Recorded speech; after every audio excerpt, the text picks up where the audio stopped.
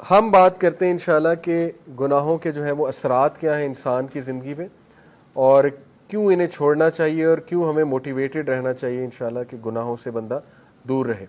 سب سے پہلی بات تو یہ سمجھ لیں، دیکھیں کہ گناہ کی نیچر ہی ایسی ہے کہ وہ آپ کو نقصان دے گا۔ یہ اس لیے نہیں ہے کہ اللہ آپ کو پنش کر رہا ہے، اللہ تو انسان کو پنش کرنا چاہتا ہی نہیں۔ قرآن میں ہے، سورہ نساء میں اللہ کہتے ہیں اللہ تمہیں پنش کر کے کیا کرے گا اگر تم اللہ کے ماننے والے اور اللہ سے استغفار کرتے ہو، اللہ کا شکر کرتے ہو۔ اصل میں تو انسان خود پنش کرتا ہے اپنے آپ کو۔ تو جس طرح ایک ریڈیو ایکٹیو مٹیریل نقصان دہ ہے، اس کے قریب آپ جائیں گے آپ کو کینسر ہو جائے گا گاما ریز کی وجہ سے، اسی طرح گناہ ہے، آپ اس کے قریب جائیں گے ہو ہی نہیں سکتا آپ کو نقصان نہ ہو، نقصان آئے گا ہی آئے گا، تو وہ ہم خود اپنا نقصان کر رہے ہیں۔ ٹھیک ہے، تو اس کے اثرات کیا ہیں؟ سم of the consequences of sun, ابن القیم کی کتاب سے اخذ شدہ ہیں یہ کانسیکوینسز، 9-10 کانسیکوینسز انہوں نے بتائے ہیں۔ یہ اس لیے ہے کیونکہ نفسیاتی طور پہ ہمیں جب ایک چیز کے اثرات پتہ لگ جائیں کانسیکوینسز، تو موٹیویشن آ جاتی اس سے بچنے کی، اس لیے بتا رہا ہوں۔ ٹھیک ہے، پہلی چیز ہے جی کہ نالج سے ڈپرائیو ہو جانا، جتنا بھی آپ کو علم تھا جو بھی تھا اس سے ڈپرائیو ہو جاتا ہے انسان، کیونکہ نالج لائٹ ہے، نور ہے، گناہ جو ہے وہ نور کو لے لیتا ہے۔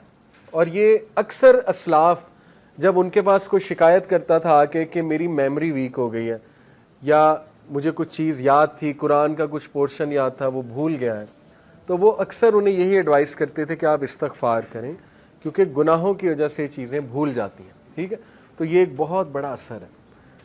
اللہ معاف کرے کسی نے قرآن حفظ کیا ہوا ہے اور وہ بالکل نکل گیا ہے دل سے، تو یہ ایک فکر کرنے والی بات ہے، اور اس کو کوشش کرنی چاہیے اس کو واپس لائے اور اپنے گناہوں کو بھی ظاہر ہے ان سے توبہ کرے۔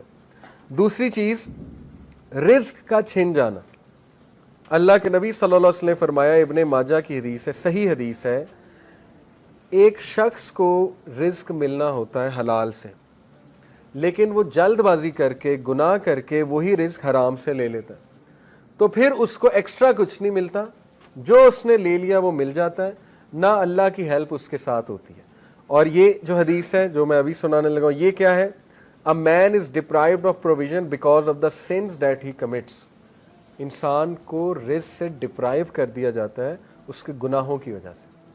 اب یہاں پہ ہو سکتا ہے آپ کے ذہن میں سوال ہے کہ نہیں یار فلانا اتنے گناہ کرتا ہے، وہ تو موجیں کر رہا ہے، ٹھیک ہے، اس نے تو پلاٹ بنا لیے، یہ کر لیا وہ کر لیا۔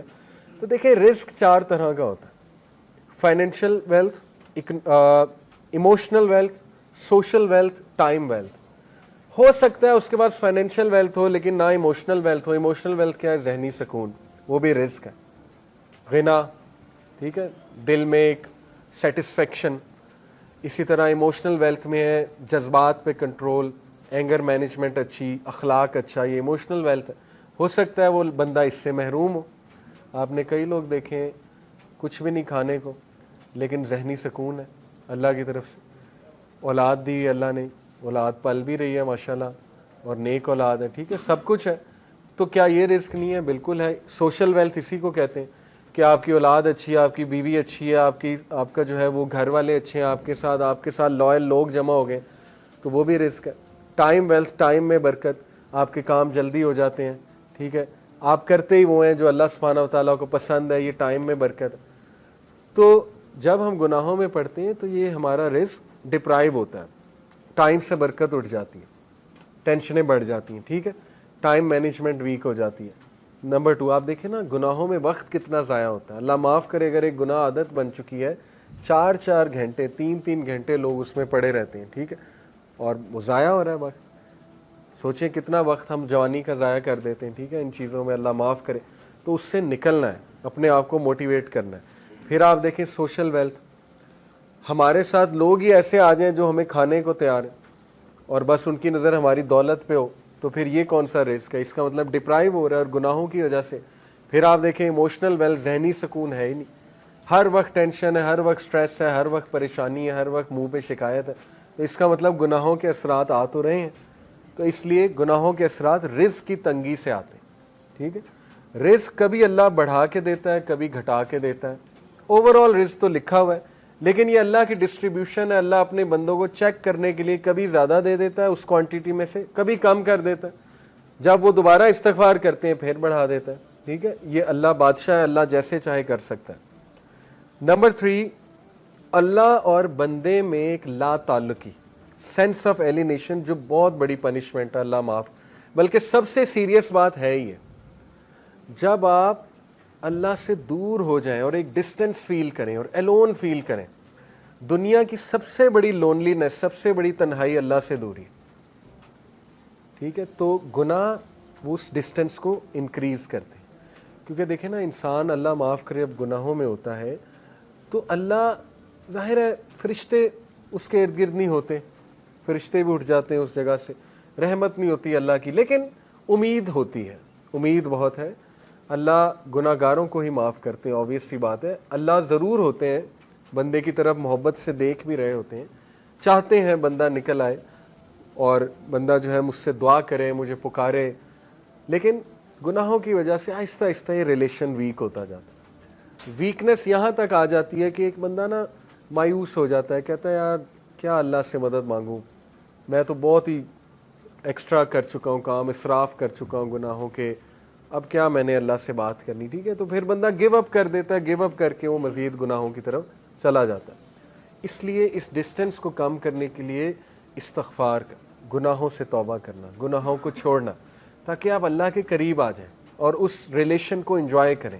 خالق کے ساتھ جو ریلیشن ہے نا، وہ سب سے خوبصورت، سب سے ہیلدی ریلیشن ہے، سب سے بیوٹیفل ریلیشن ہے، اور انسان خوش ہو جاتا ہے خالق کے ساتھ ریلیشن سٹرونگ کر کے. ٹھیک ہے. یہ چوتھی چیز، things become difficult for him so that he does not turn his attention towards any matter but he finds the way blocked or he finds it difficult.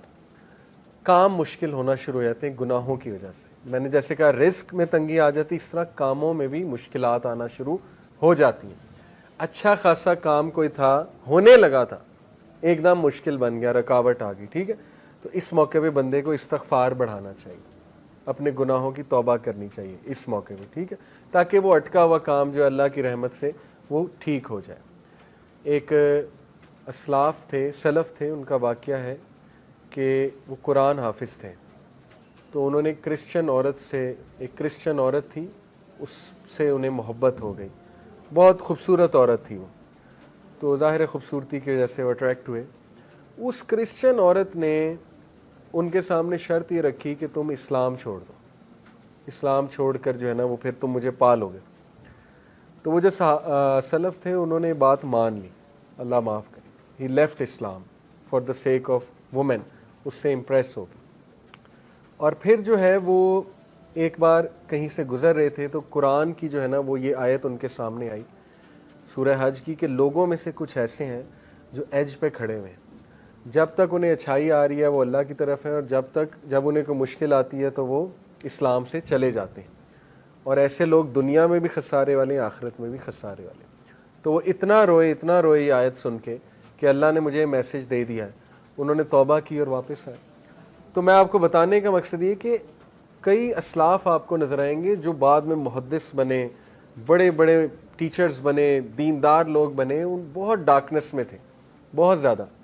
جیسے عبداللہ بن مسلم کا واقعہ ہے، امام بخاری کے ٹیچر، شرابی تھے، شراب چھوٹتی ہی نہیں تھی. ٹھیک ہے، شراب کے نشے میں دھت تھے. ایک دن امام الشابی آئے، جو کہ اس دور کے بہت بڑے محدث تھے، گدھے پہ سوار تھے وہ، کیونکہ رسول اللہ کی سنت ہے، گدھے پہ رسول اللہ نے سفر کیا ہوا ہے. انہوں نے بڑا مذاق اڑایا. عبداللہ بن مسلم نے شراب کے نشے میں دھت بے شرمی سے ان کے سامنے گئے، کہتے ہیں بھئی کون ہو تم لوگ، تمہارے ارد گرد جمع ہو رہے ہیں، کدھر سے آئے ہو؟ امام الشابی نے کہا جی میں محدث ہوں. انہوں نے کہا جی محدث کیا ہوتا ہے؟ امام الشابی نے کہا محدث ہوتا ہے جو حدیث سناتا ہے. تو انہوں نے بے شرمی سے کہا اچھا مجھے بھی سنا، دیکھتے ہیں مجھ پہ کتنی اثر کرتی ہے. شراب کے نشے میں دھت تھے تو انہوں نے حدیث سنائی کہ نبی اکرم صلی اللہ علیہ وسلم نے کہا جب تو شرم نہ کر تو جو چاہے کر. آپ دیکھیں کہ کتنے ذہین تھے کہ وہی موقع تھا، وہ بے شرمی سے آیا تھا نا. اللہ کے نبی نے کہا ٹھیک ہے. یہ اس طرح ہے جیسے ایک باپ بیٹے کو نہیں کہتا جا پھر جو کرنا کر. تو دیکھیں وہ حدیث ایسا ان کے اوپر گری پہاڑ بن کے. انہوں نے کہا کہ میں اسی وقت بس توبہ کی، ارادہ کیا کہ اللہ میں اتنا بے شرم ہو گیا ہوں. اور ماشاءاللہ آپ دیکھیں وہ عبداللہ بن مسلم امام بخاری کے استاد، ٹھیک ہے، حدیث کے حوالے